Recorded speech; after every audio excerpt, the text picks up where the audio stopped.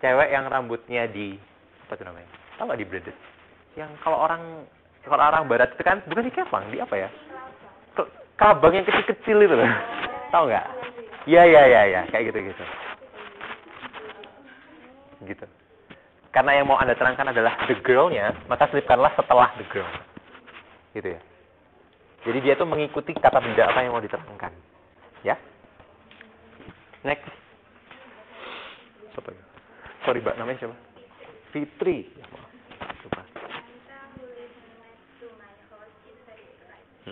Nah, kalau di sini, ini kalau dibaca kan kayaknya nggak terlalu beda ya. Anita, who lives, kalau ditulis, itu nanti Anda harus pisahkan sama koma ya. Karena apa ini modelnya nggak sama kayak yang tadi.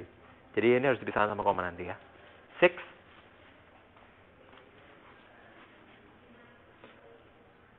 Bayu.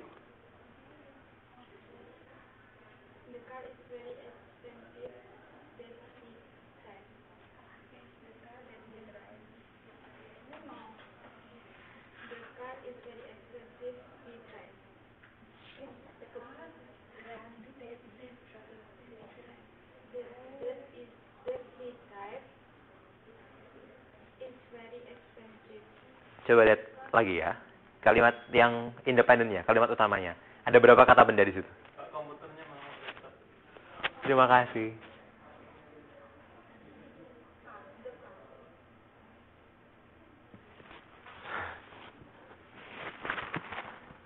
Nomor 6 itu kata bendanya ada berapa sih? The car is very expensive. Lah itu loh. Itu kata bendanya ada berapa? The car kan cuma satu kan? Cuma itu yang bisa dijelaskan. Jadi sederhana. Jadi pokoknya carilah kata benda, ya kan? Apa yang mau diterangin. Ini kan Anda mau bilang mobil, gitu ya. Mobil yang disetir dia itu sangat mahal. Jadi yang disetir dia taruh di mana? Setelah mobil dong. Kayak gitu. Oke? Kalau yang ini nanti ditulisnya pakai koma nggak? Nggak ya? Ya, hati-hati ya. Ada yang perlu pakai koma, ada yang nggak perlu pakai koma. Kapan nggak perlu pakai koma? Nggak perlu pakai koma itu adalah ketika objeknya seperti ini. Tidak pasti siapa gitu ya. Kalau Anita, itu harus Anda kasih koma. Gitu ya. Ngerti? Yang terakhir ngerti ya. Kapan pakai koma, kalau enggak ngerti ya. Ini penting soalnya. Ini jangan sampai salah tulis nanti. 7. Mas Wahab.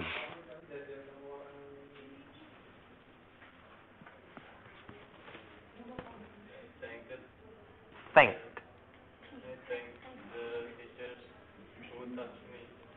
Thought. Gak apa-apa ya saya benerin gitu ya. Ya. Harus, oke. Okay. I thank the teachers who taught me. Oke. Okay? Tahu ya, thought ya. Next, Mbak Saras. I like the novel that he wrote. 9. Tadi yang belum. Mbak Yuli? The lady to whom I talked was the dean of the faculty. Ya, agak susah ya namanya. Coba. Talk. Bareng ya. Talk. Ya, kayak gitu. Jadi D-nya nggak perlu cut, nggak perlu sampai cut sedikit aja, tapi dikasih kayak gitu. Talk. Oke, sudah terakhir tinggal satu.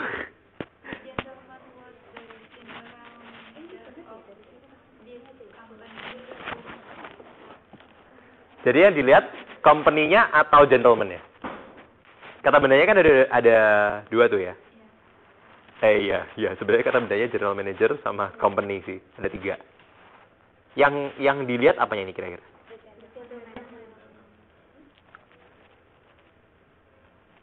General manager itu posisi loh di situ. Anda melihat posisi. Kata benda sih, tapi ingat kata benda yang fungsinya buat apa? Ada gentleman, general manager sama company. Apa yang dilihat? Whom I saw itu kan maksudnya yang aku lihat dulu. Ya? Gentleman dong. Gentleman-nya. General manager-nya di situ kan cuma posisi, bukan yang orangnya itu ya, yang nomor 1 ya, gentleman-nya ini kan, yang general manager. Hati-hati melihat ya, yang mana yang mau diterangkan. Oke. Kalau the gentleman was the general manager whom I saw of this company. Yang kamu lihat itu orangnya atau posisinya? Gitu kan. Kalau agak susah, translate dulu ke bahasa Indonesia. Gitu ya. Jadi laki-laki itu ya adalah general manager dari perusahaan ini. Kira-kira kalau misalnya mau tambahin yang saya lihat apanya? Laki-laki itu kan. Masa laki-laki itu adalah general manager yang saya lihat dari ngapain itu? Ngerti ya? Kayak gitu. Kalau kesusahan, translate dulu ke bahasa Indonesia, pahami dulu artinya, baru cari apa yang mau Anda jelaskan. Oke? Berikutnya, belakangnya, 1-3.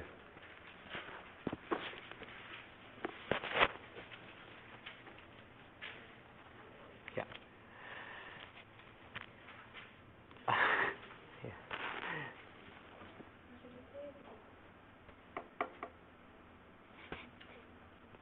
Kalau yang ini kan adverbial, jadi sebenarnya lebih gampang.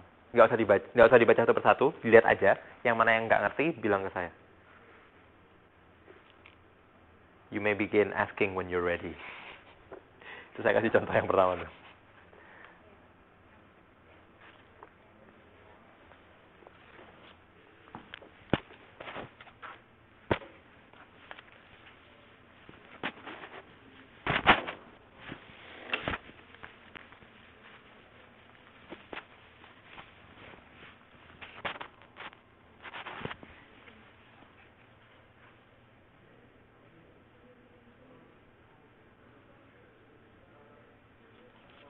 Ngerti?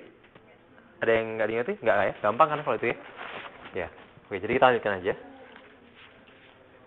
Sudah ada contohnya ya. Nah, misalnya Anda lihat kayak gini, perlu nggak rasanya mengingat apa aja kata-kata yang dipakai? Perlu, tapi masih nanti. Waktu sudah disuruh buat. Kalau sekarang, Anda masih belum diarahkan untuk membuat. Ketahui terlebih dahulu. Ya, ini tuh apa, ini tuh apa. Sebenarnya nanti kalau misalnya dilihat, nggak mungkin juga sih ada noun clause yang awalnya pakai S, long S. Nggak mungkin ada noun clause yang diawali dengan itu. Oke? Jadi sebenarnya nanti juga akan kerasa sendiri gitu. Mana conjunction yang harus dipakai untuk klausa yang tipe apa. Oke? Nah, kalau sudah, itu tadi klausa. Sekarang kita ngomongin kalimat. Kalau klausa tadi itu sebenarnya masih bagian dari kalimat kan ya. Kecuali kalau untuk klausa yang independent. Kalau klausa independent, kasih titik udah jadi kalimat. Gitu ya. Nah, sekarang kita ngomongin kalimat. Lah, emang kalimat itu apa sih? Ada 2 definisi gitu ya, kalau di buku Anda.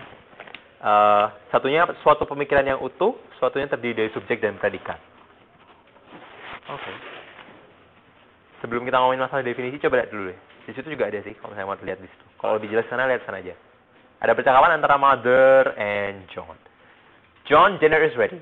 And then John said, coming. According to you, how many sentences are there in this conversation? 1. 3. 3? 3? Sentence. 1, 3. Next bargain. Penawaran berikutnya berapa?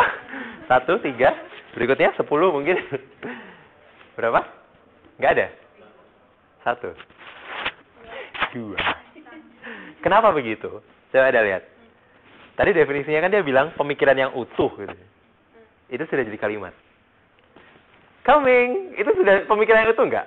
Iya. Maksudnya apa? Oh iya, saya sudah mau datang. Utuh kan? Beda kalau misalnya tadi kalau saya ngomong kalau saya datang, itu kan nggak utuh. Meskipun dia kata-katanya lebih baik daripada coming, tapi kan artinya nggak utuh kan? Kalau misalnya jawabnya bilang kalau saya datang, ngomong apa kamu gitu kan? Artinya kalau misalnya cukup dengan Anda bilang coming, itu maksudnya I am coming. Secara lengkap begitu kan. Tapi dia sudah jadi satu pemikiran yang utuh kan. Alias dia sudah kalimat. Ya. Itu tadi saya bilang. Masalahnya, definisi yang ingin saya tekankan kepada Anda adalah gabungan dari keduanya. Jadi tidak hanya maknanya harus utuh, tapi kalau bisa komponennya juga minimal ada subjek dan predikat. Kenapa begitu? Karena John bilang coming, itu kan bentuknya adalah percakapan yang spoken dan sangat tidak formal. Gitu ya. Makanya, Anda harus bisa menganalisis kapan itu sebenarnya sudah menjadi sebuah kalimat. Apa kalimat itu salah? Ya enggak juga. Masih ada artinya kok. Karena dia sudah menyatakan sesuatu yang utuh, itu sudah